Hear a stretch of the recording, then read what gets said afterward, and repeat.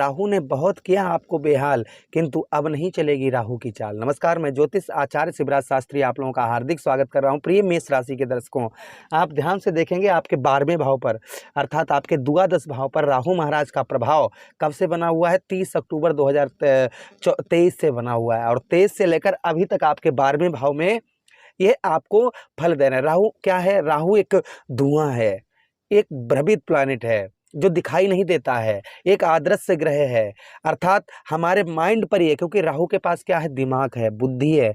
राहु कहाँ पर राहु महाराज कहाँ पर प्रवेश करते हैं? हमारे बुद्धि पर।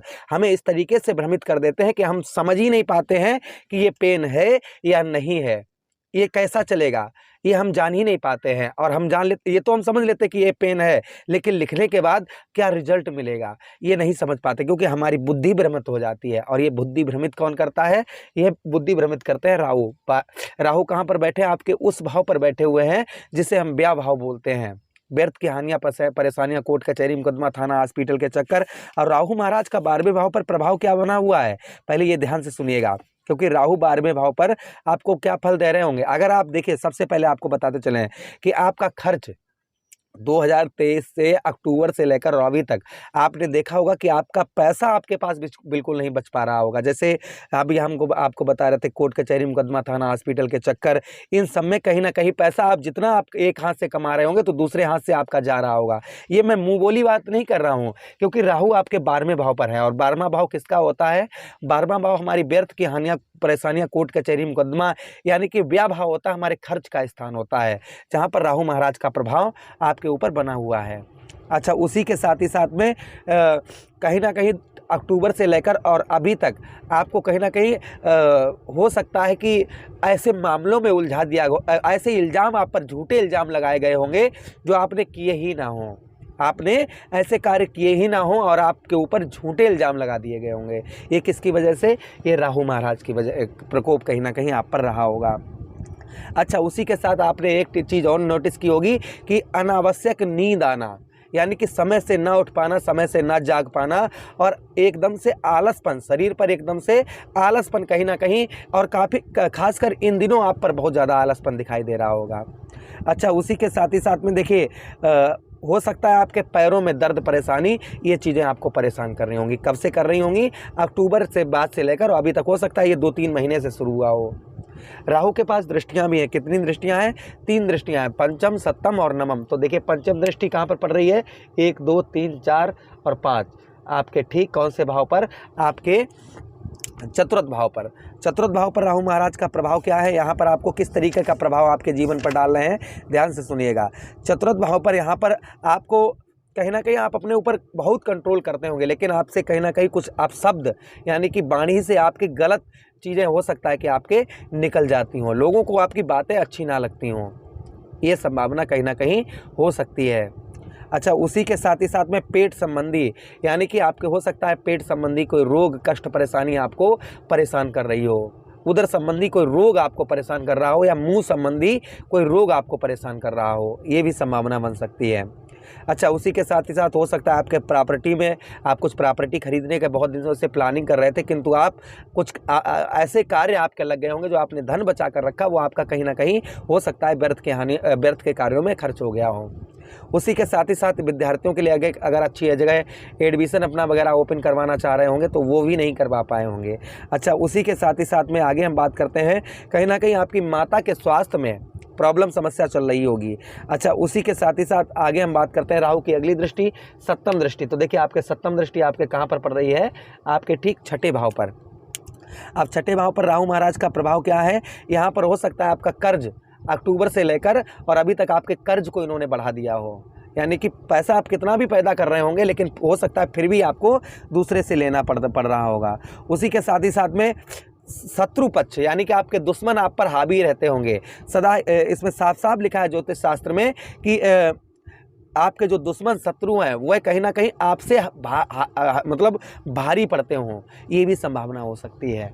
और राहु महाराज की अगली दृष्टि अर्थात नवम दृष्टि आपके कहाँ पर पड़ रही है? आपके ठीक देखिए नवम दृष्टि 1 2 3 4 5 6 7 8 9 आपके अष्टम भाव पर। अष्टम भाव पर प्रभाव क्या है? यहाँ पर आपके गुप्त रोग या पेट रोग आपको दे रहे हो। वहीं पर आप नोटिस कर रहे हो कि आप शत्रुओं से घिरे, यानी कि आप घर से जैसे ही बाहर निकलते होंगे तो आपके दुश्मन आपका पीछा, या ऐसा आपको लगता होगा कि हमारे दुश्मन हमारे कहीं ना कहीं पीछे पड़े हुए हैं। इंसान शत्रुओं से घिरा रहता है। ये समस्या कहीं ना कहीं आपकी चल रही होगी। अब ध्यान से सुनिए, अब राहु का तोड़ क्या है ये हम आपको तोड़ बता रहे हैं, क्योंकि राहु क्या है? माया जाल है। और माया से आप कैसे बच सकते हैं, क्योंकि आपको अपने जीवन को आगे बढ़ाना है। तो बहुत ध्यान से सुनिएगा।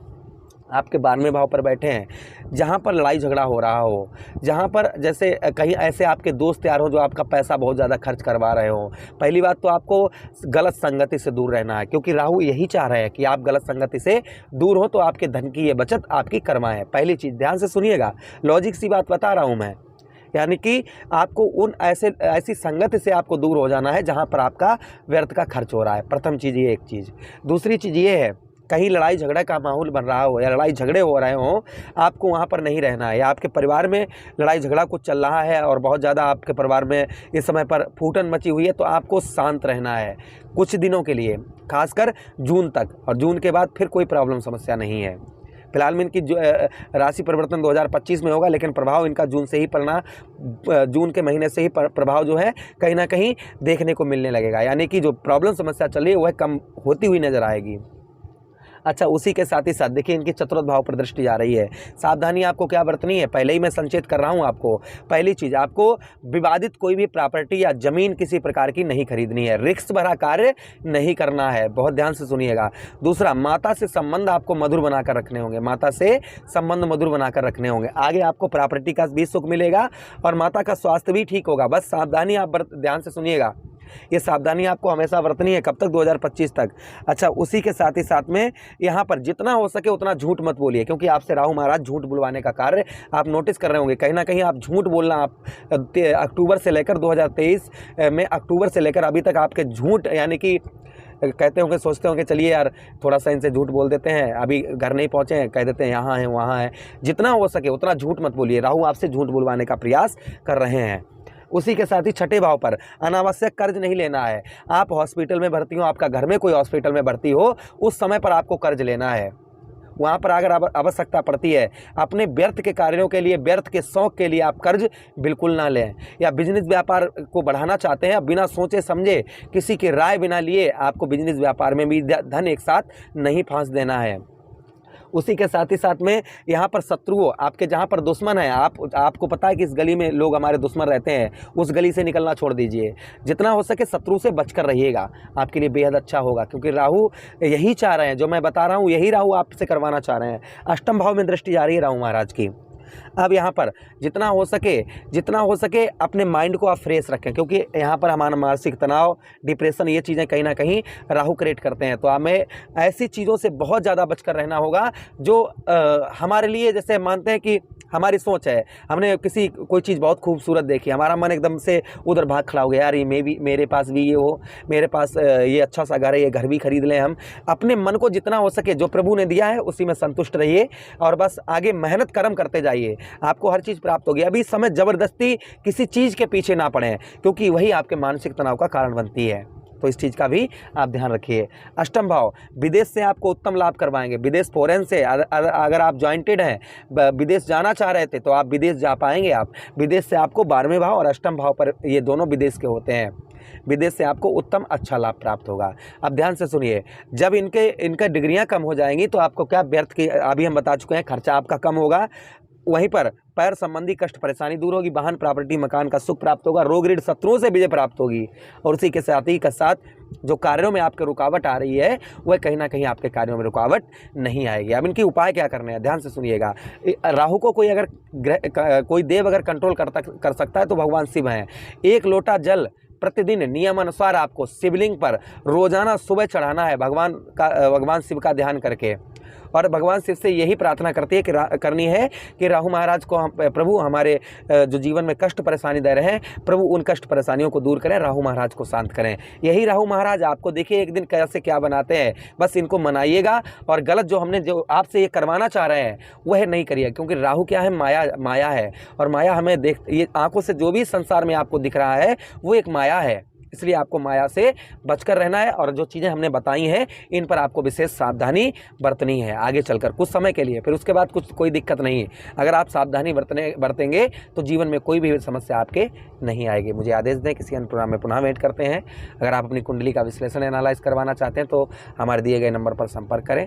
नमस्कार, राधे कृष्णा, हरे कृष्णा।